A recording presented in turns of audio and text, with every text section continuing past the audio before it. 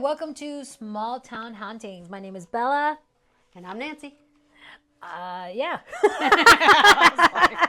You should know us by now. It's been a few episodes in. Yeah. So you already know us. We don't need introductions. Yeah. We don't need to be introduced. No. So today we decided to do a new segment called Breaking the Veil. And this is where we're going to be going through some of the paranormal stuff, not just hauntings, but stuff that actually involves the paranormal, like bunch of different type of entities. Yeah, I was gonna say characters, but they're not in the movie. No. I guess they are in my world. But yeah, different type of entities, different type of tools and things like that. So we're gonna be breaking it down, the good, the bad, and the ugly in it. Today's is the origins of the shadow people. That just honestly sounds creepy already. Anything that you have shadow tends to be like a little creepy, right? People are usually creeped out. People are usually afraid of the dark. So let's get into it.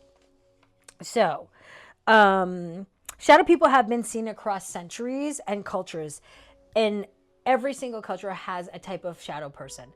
So in the Middle East, they're compared to jinn, supernatural beings of smokeless fire that walk between dimensions. In some Native American lore, they resemble being like and I hope I'm not butchering this, but Nalusa Cheeto, a great black shadow that feeds on fear and sadness.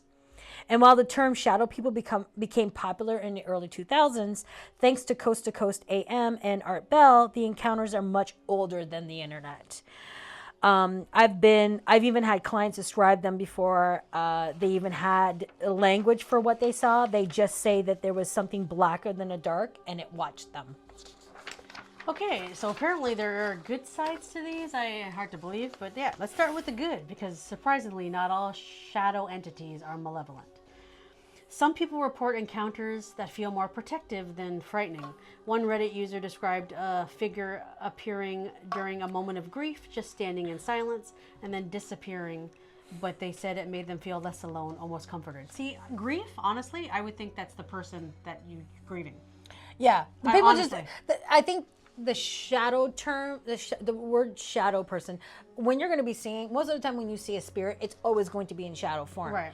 So it doesn't matter what, even with me, I'll see a lot of the time when I see people, loved ones, even my own loved ones, I always see, a lot of times you see them in shadow form. The only difference is the energy that they give off. That's what's making it. So they're here just, trying to tell you that not everything that comes in a shadow form is going to be very scary, because it's going to be your loved ones, the energy that's giving off. But it's not exactly a shadow person. So it's not exactly the shadow people that we're thinking about, but yeah. So we're going to so that's the only really, is there something else there that's the good? Other than children describe like a dark man watching from a corner, but they never hurt them. The energy feels quiet, maybe even ancient. So again, I don't think that's a shadow I think person. It's more like a protective thing. It's not shadow person. So like a guardian, maybe even a guardian. Yeah. So yeah, it's not unheard of that you're going to see it in shadow form, because that's how they're going to appear to you. But let's get into the bad. So people feel watched with shadow people. That's the one thing that they always say all the time. They wake up from a feeling of someone in the room. They see that they see this figure, and sometimes it vanishes, and other times it just stays there staring at them. Oh yeah, that's creepy. And it gets worse during sleep paralysis. And that's the one thing that's consistent, where a lot of people that see these shadow people, they always say that they get sleep paralysis with them. I've experienced sleep paralysis, but never with shadow people. So. Yeah.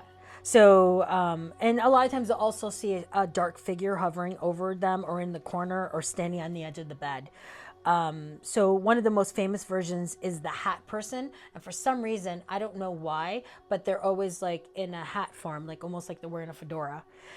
So a lot of people will say they'll see it's usually very tall and skinny. They have a wide brim hat, often with glowing red eyes. Ew. And somehow, even in the dark, he's darker than everything else.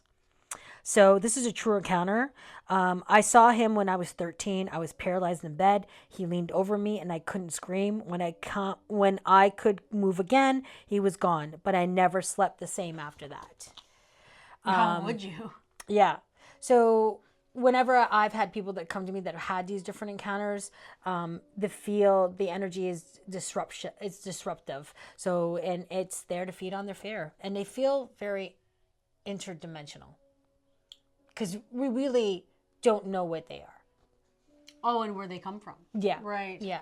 Yeah. That is scary. Yeah. Oh, God. And actually... And that's just the bad. So we're going to get into the ugly now. ugly. Yeah. The aggressive and uninvited. It was like, oh, yeah. These are the ones that go beyond creepy shadows into real terror. These are stories of people being pinned down, waking up with scratches, or having electronics explode with static when a shadow person appears.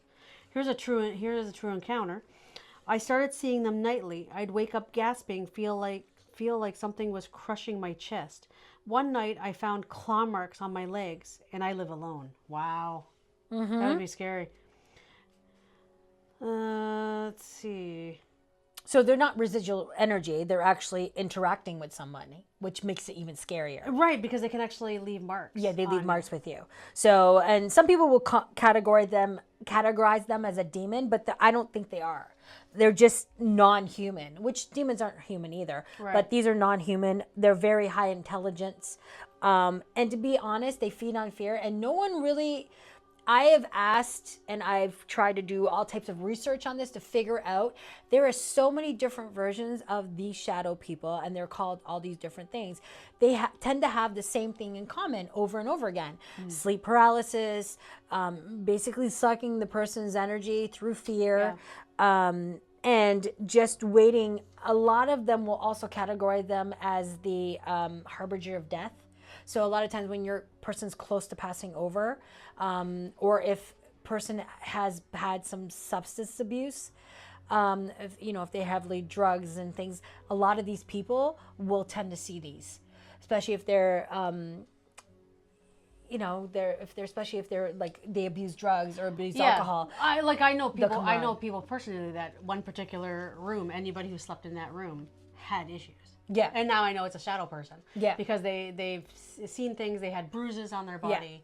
Yeah. And I think it all stemmed from the original person that was there because of addiction. There's always one person that comes in there and they have the addiction. If they're the addiction, so they stick around. Right? They stick around because they know that person's going to be close to death. And it's almost like they encourage them.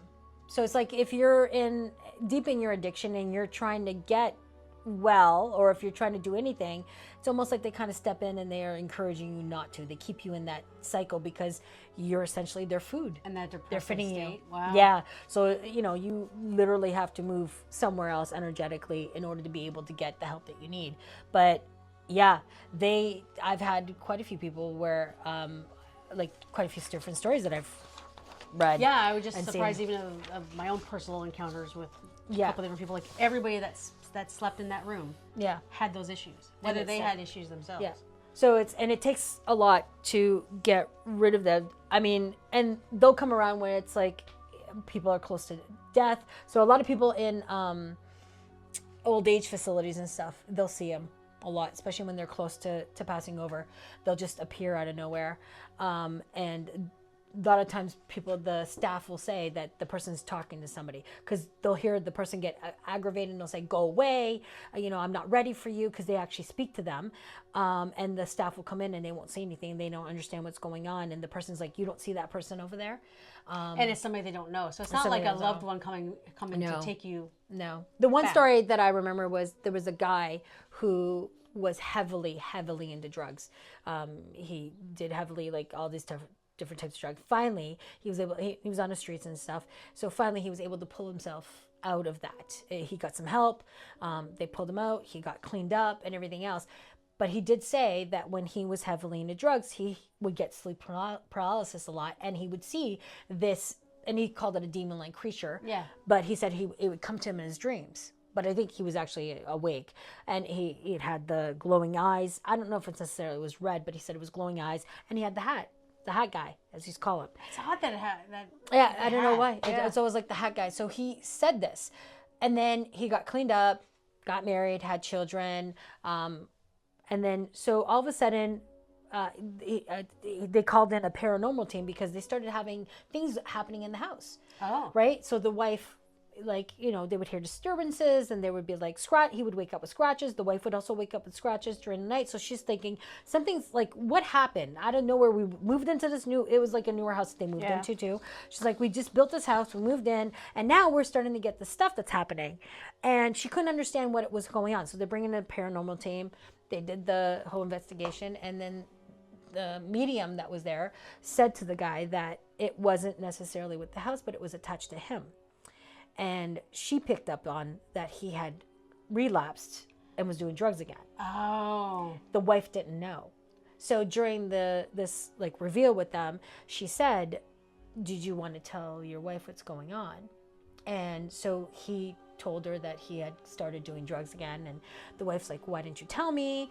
And he goes, well, because of that, and she even said, she goes, this is not the first time. Like, he said, this being, whatever, is attached to you. That's the feeling that she got. Right. She wasn't able to talk to them, and so she's like, because of the fact that you stopped doing drugs, it went away, because it was like, okay, well, he's out of it, so I'm not getting the food that I need from him. Right. But the temptation was always there, and I guess now, being under pressure of getting all this stuff, it put a little more pressure on him than it should have, and he started to do drugs again and got back into doing coke and stuff. Oh wow. And pretty heavy drugs, and he had been getting worse and worse with it, and with the fear and the guilt of going back and relapsing, the guy showed up again. Right. The Hat Man showed up. I guess. Hat Man showed up with a vengeance, and now it's taking it out not only because he's sleeping with his wife, they're both getting this stuff. Right. Because they go after everybody at that point. So she told him what to do, get some help. You need to get into counseling so that you can, stop doing drugs again. And they did a cleansing and everything else in the house. But she's like, you can't go back because this essentially is waiting for you to die. And he'll come for your soul. So sometimes they always have like different, depending on what your culture is, it has different names. Some people will think it's the harbinger of death. He's literally the death. Right. And then other people will say that he's shadow man. Some people think he's extraterrestrial. There isn't I haven't been able to find a definite definition to say this is what this person is. And I think it all depends on what your religion or your culture or your beliefs are. That's how they show up, and it manifests itself into a different, but whatever it is, they're not a high vibration, they're not high energy. They're there to feed on your fear and keep you in that as lower vibration as possible, because that is your food. God, that is scary. Yeah. But don't be too scared. You don't want to be in there. Right? Yeah. So, but yeah, that's but that's one of the things. So this is our very first Breaking the Veil. So there you go. But if you've actually had any encounters. Yeah. If you've ever seen a shadow that moved when it shouldn't have, or felt like you weren't alone in the room, let us know your stories, and we can feature them on a future episode at Small Town Hauntings at outlook.com. And also find us on Facebook, also Small Town Hauntings. And send us your information. And if you do share some haunted mail with us, you'll be entered in, if you're watching this in 2025, for the show that Bella's doing October 17th at the Chrysler Theater. You'll be entered into a draw to win 2 free tickets to watch the show. So how exciting would that be? Yep. And hopefully no shadow people show. Well, if they will, I'll help you guys out. So, and we'll be pulling winners like every month or so. Keep sending it in. It's not just one winner. There'll be multiple people. I guess we should say that. But each winner will win 2 free tickets. Yeah, you get 2 free tickets. So you and a friend can come and see me. Exactly. Well, why wouldn't you want to? Right. So thank you very much for joining us at this segment of Breaking the Veil with Small Town Hauntings. Enlightening. Yeah, and there's more to come. Stay spooky. Yes. Bye. Bye.